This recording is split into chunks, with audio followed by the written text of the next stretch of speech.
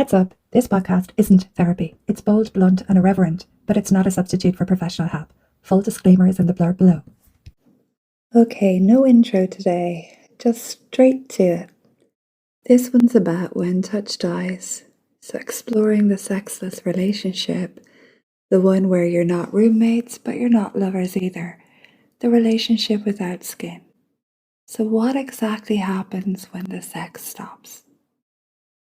There are couples who haven't had sex in 3 months, some 3 years, and yet they share a bed and some raise kids together, pay bills. What happened? And more importantly, why are we not talking about it? Let's just say it. You're not having sex anymore and no one's talking about it. Not your friends, not even to your therapist, maybe not even to your partner. But it's the elephant in the bed.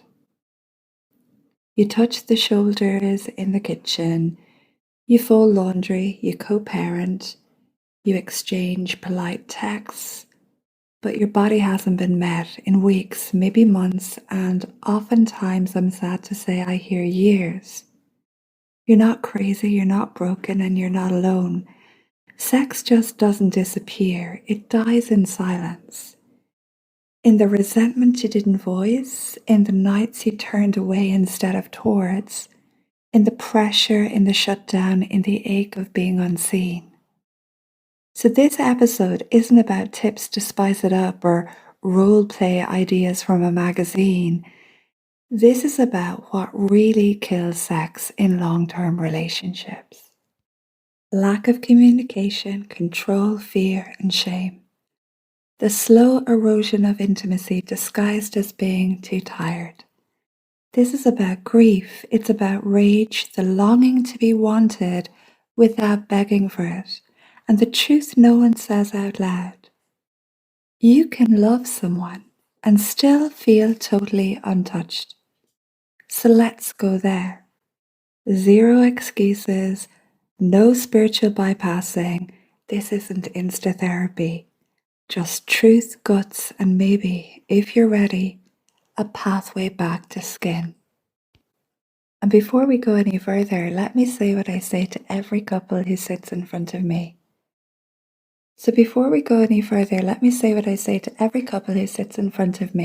First, you meet your own needs, then you meet the needs of your partner, then come your children if you have them, everyone else, family, friends, work, they're all lower down the list. But most of you have flipped that pyramid upside down and are standing there wondering why the roof is collapsing. You give the best of yourself to your job, your kids, your mother, your hobbies, your bloody dog, and then your partner gets the scraps. And you still expect intimacy to just happen. So I'm going to say it again. If you neglect a plant, it dies. You wouldn't leave your dog unfed, ungroomed, unwalked, and expect it to thrive. So why are you surprised that your relationship is shriveling up and sex is gone? I see so many people spending zero intentional time together. They don't speak with honesty, they haven't laughed in weeks, and then they think that you can roll into bed, grunt out a quick one, and call that connection.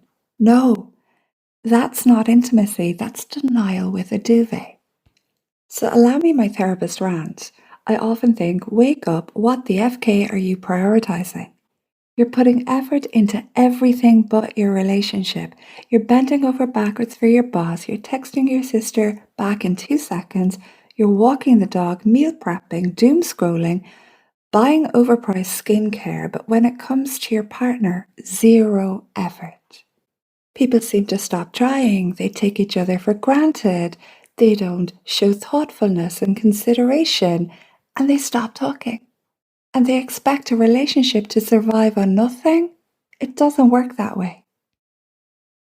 They get comfortable, they assume it'll just run on autopilot because you've locked it down, and then you wonder why it's suddenly dead in the water. Newsflash.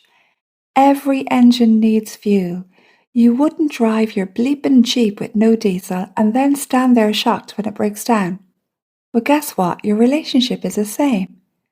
The fuel is communication, it's care, touch, and actual presence.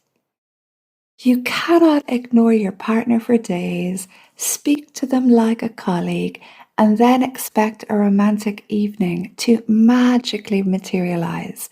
It doesn't work like that. You're not in a rom-com, you're in real life. And in real life, intimacy dies when effort dies. So before you whine about the sex being gone, or the spark being dead, or the chemistry evaporating, ask yourself, have I shown up at all? Have I made this a place someone would even want to be touched? And by that, I mean looking after your body, looking after your personhood, because if you're not fueling the connection, you're draining it. It's a massive hello wake-up call. So I'm going to give you a rundown. Over 15% of couples are in a sexless marriage, and basically that means having sex less than 10 times a year. Many more are in low sex relationships, and shame and secrecy make it far worse, especially for women. Men are assumed to be the ones suffering, but it's both. So let me outline this silent epidemic, and let me get really brutally honest. So a sexless relationship is officially defined as having sex less than 10 times a year. So that is not a dry spell, it's a drought. And depending on the study you look at, anywhere from 15 to 20% of couples are in this category. That should shock you. And here's the catch. Most people in sexless relationships don't report it because the shame is absolutely nuclear. Nobody wants to say, my partner doesn't touch me anymore. I don't want them either. It's been so long, I wouldn't even know where to start. Why? Because in our culture, sex equals desirability. And if you're not having sex, the story you tell yourself is, something must be wrong with me. Especially for women who are taught to be the emotional glue, the intuitive one, the giver. If she's not feeling it, she internalizes the blame. And for men, the stereotype says that they always want it. So if he's not initiating, people assume he's cheating, he's gay, he's depressed, or done. There's no safe story. There's only silence. And that silence breeds more and more distance because when no one's talking, no one's healing. So look at your feed, you've got all these people preaching date nights and just try this lingerie and this and that and the other, while real people are folding babies' onesies at midnight. They've finished long days at work, wondering if they'll ever be wanted again. So let's be clear, this isn't just about frequency, it's about connection. It's about how many people are sleeping beside someone they no longer feel safe enough to touch. And no one's checking in, and no one's talking about it and naming it.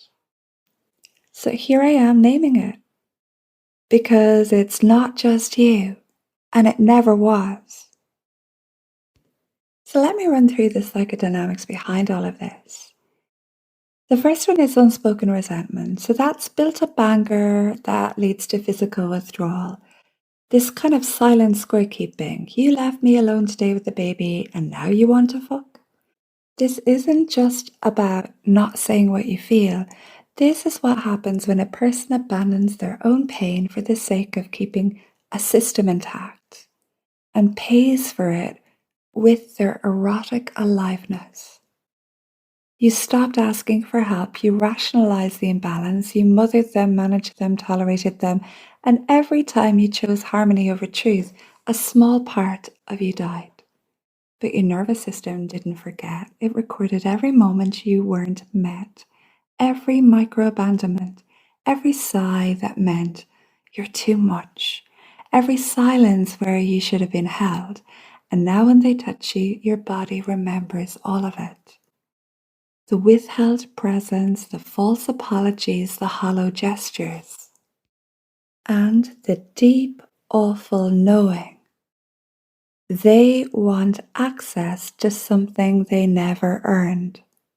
So you turn away. Not because you don't feel, but because what you feel hasn't been witnessed. And until it is, your body cannot offer itself. This is not resentment. This is the soul refusing to be touched by the one who could not hold it. And then we have displaced intimacy, where all tenderness goes to the child or the job. And this is not about giving all your affection to the kids. This is about a fundamental failure of trust in the relational field, and it's so profound, so cellular, that you reassign your tenderness to what feels emotionally safe and spiritually reciprocal. You didn't stop loving them, you just stopped risking the drop. Because the last time you opened your heart towards them, it met cold stone, dismissal, or worse, emptiness. So essentially, your love had to find another home, a child, an animal, work, a spiritual path, somewhere it could be offered without humiliation. You cook meals for them, you manage life, but the thread that once carried your sacred longing, that got diverted to where it wouldn't be dropped. This isn't co-parenting. This is exile.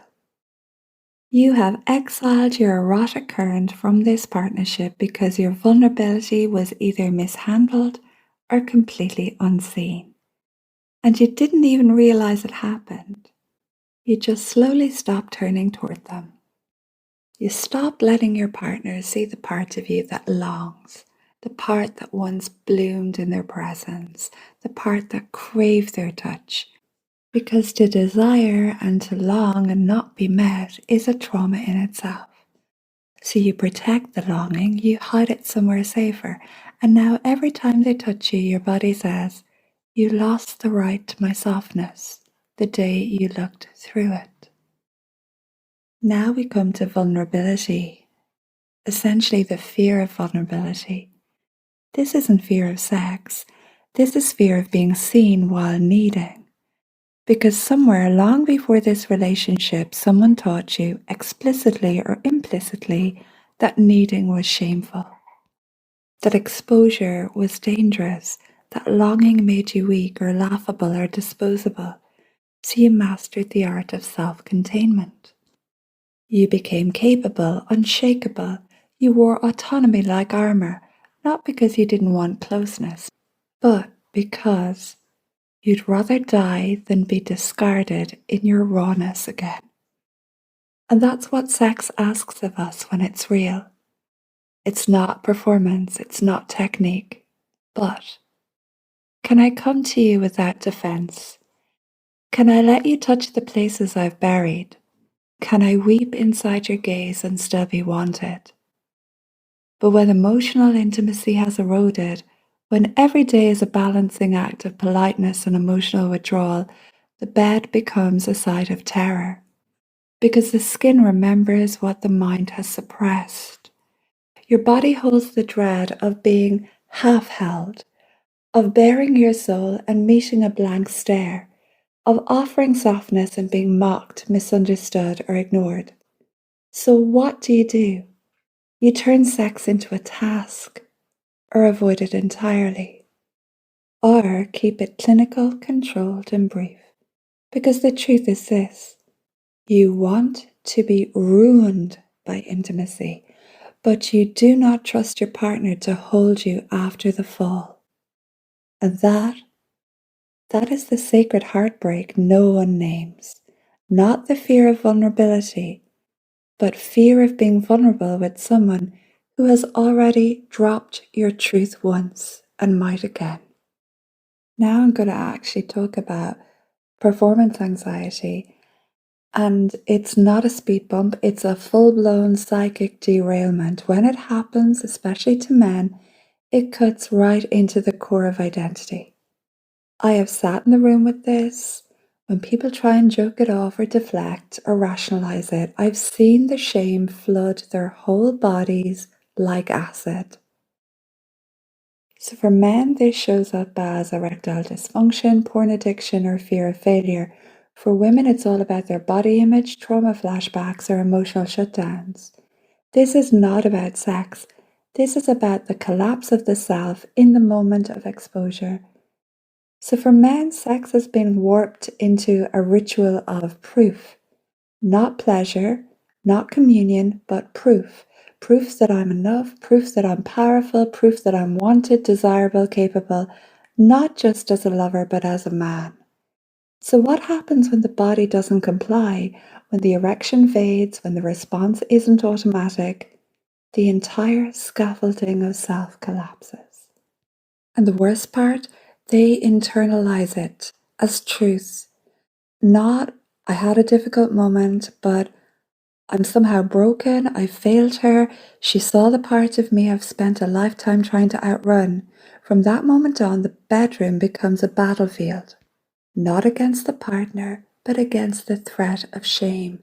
And shame always wins because once the mind associates sex with exposure and humiliation, the body does everything it can to protect the soul from being seen again.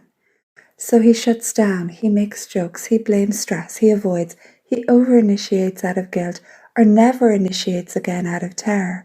And sometimes it takes weeks of deep reparative trance work just to bring the nervous system back to neutral, to remind the psyche that it's safe to be seen and safe to not perform, to untangle the myth that sex equals worth.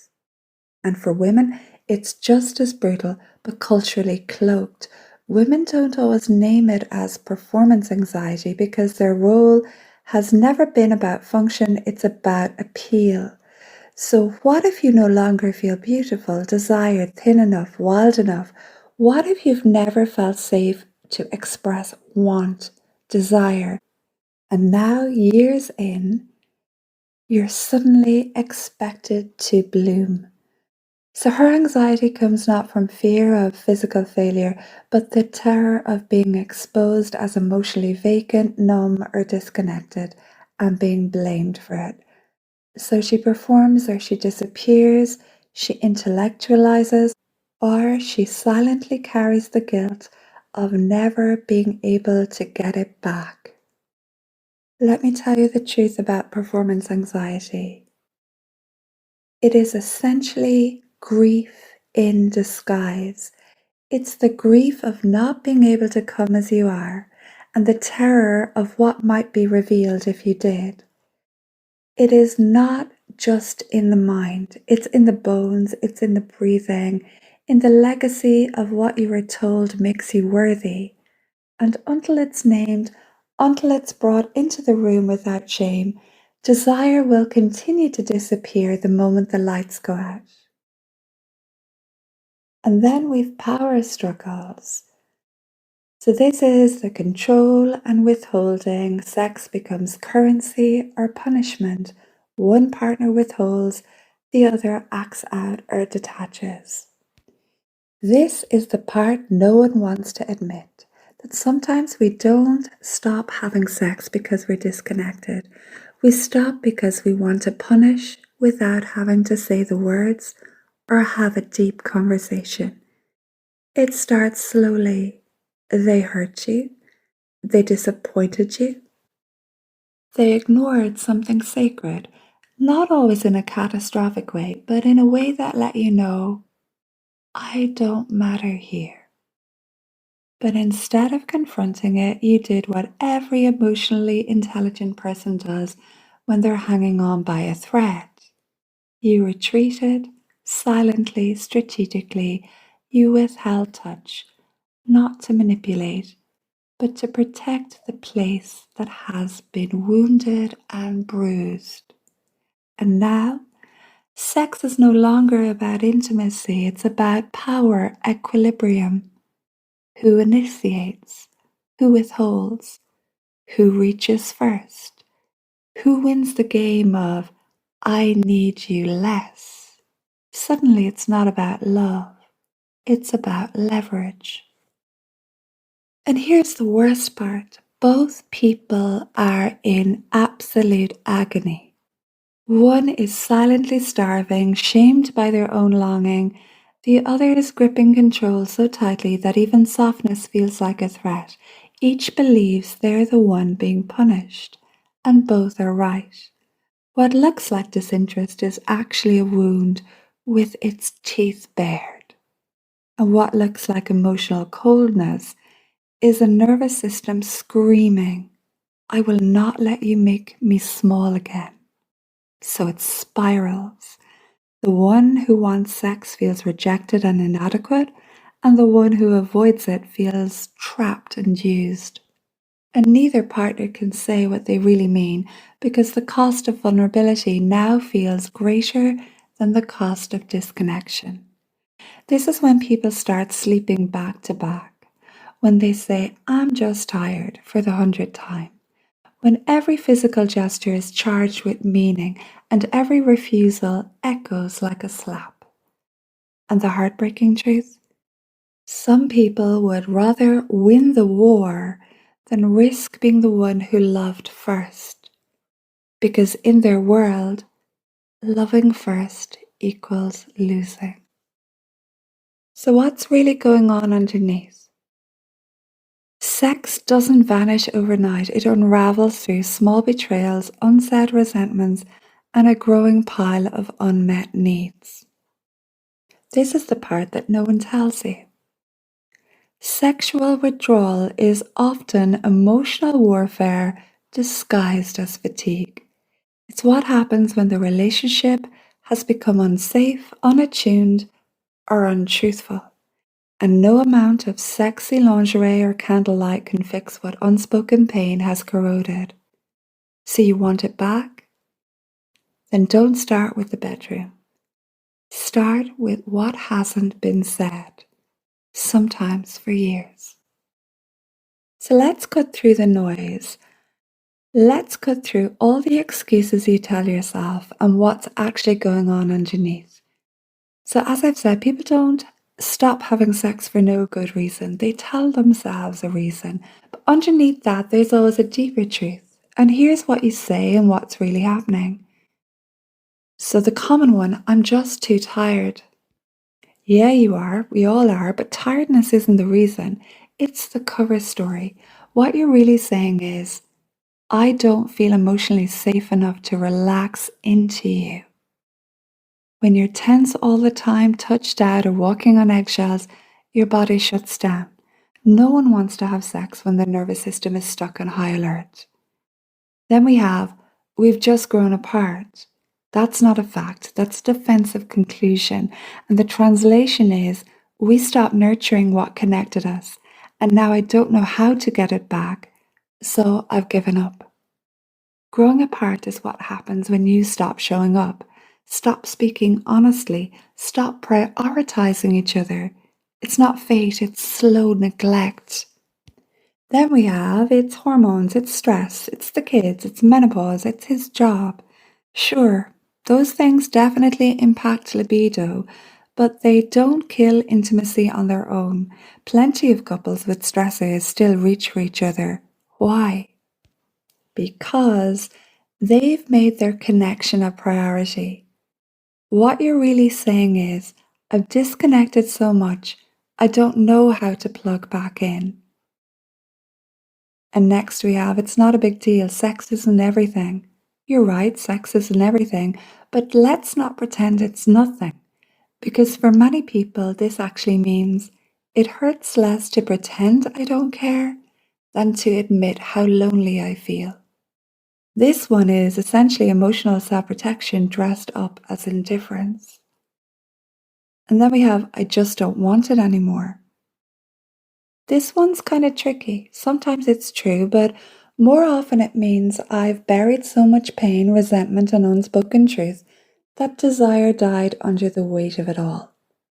Desire doesn't vanish, it goes into hiding when the emotional climate becomes too cold, too unsafe, or punishing. So the real truth is that sex is rarely about sex. It's about closeness, it's about risk, it's about feeling wanted, being known, and still chosen. So when the sex stops, ask yourself, what am I protecting myself from? What am I not saying? What am I pretending not to need? Because until you name the real problem, there's no workaround, no date night, no couples retreat that's going to fix the ache. Yeah, sure, some couples truly choose celibacy and can remain deeply bonded, but in my experience, most didn't choose it. They slid into it really slowly. The absence of sex often reflects the absence of psychological safety. Sex doesn't just disappear, it retreats. And that happens when the space between us becomes inhospitable. So, what's the path out? It's definitely not for the faint-hearted and for the ones who still care, even if the fire's gone out, for the ones willing to sit in the discomfort and say, I want us back, but not like we were, but better. So you have to rebuild trust first. Before you touch each other, you need to be able to speak without flinching. This is not about who initiates sex. This is about whether you can sit across from each other and say, I genuinely haven't felt close to you in years, and I don't know how to come back. Trust isn't rebuilt through sex. It's rebuilt through truth-telling without weaponry.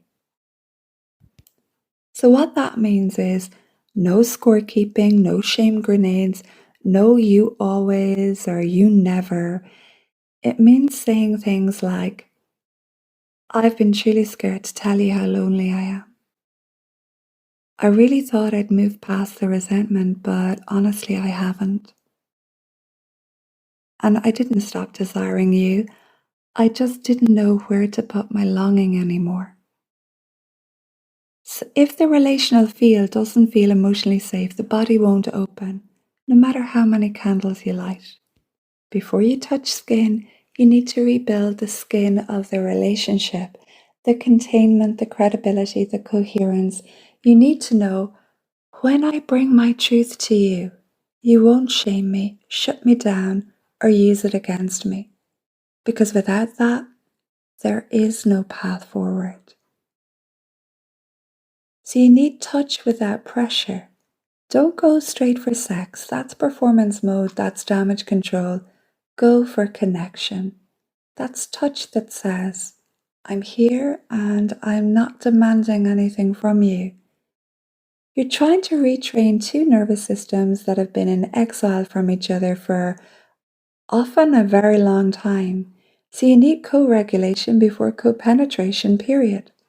And this can look like holding hands in silence, long hugs, at least a minute or more, lying back to back, touching feet, no expectations, eye contact. I get couples to do this a lot. Just 5 minutes of letting yourself be looked at and stay present. And if it makes you want to crawl out of your skin, good. That means you've hit the place where the system went offline and you're engaging in some deep somatic repair. It's the language of I am here and I'm not leaving. It's before desire, before libido. It's the groundwork for something sacred, and it allows oxytocin, the bonding hormone, to flow. You see, no one heals in performance. People heal in presence. So you have to remember the bedroom is a stage and every actor brings their ghosts. So if you're avoiding sex, if you're dissociating, if you're panicking, it's not just about your partner. You have to ask, what messages did I learn about sex growing up? What did desire cost me? And who taught me that closeness equals risk? For some, it's trauma, touch that was never safe. For others, it's religious shame, the idea that desiring and wanting is somehow dirty. And for many, it's gender distortion, the belief that real men always perform or that good women don't express hunger. These stories live in the body. They show up in the bedroom. They will sabotage connection until they're named, held, and discharged. And this might mean individual therapy, somatic work. I really recommend breath work. Hypnotherapy can help. Journaling rage, journaling longing, really journaling on aches you've silenced for decades, that can help too. You can't bring a broken narrative into sacred sex and expect wholeness. You've got to unhook it with the root cause and the old meanings first. So when sex has disappeared for a long time, There's no quick fix. What we're working on is emotional resuscitation, and it takes two people who are willing to be honest when it's uncomfortable, show up when it's not sexy, offer presence before pleasure, to repair the relationship, not just the routine. Sexlessness doesn't have to mean hopeless, but it does require truth. And truth is the scariest form of foreplay we know.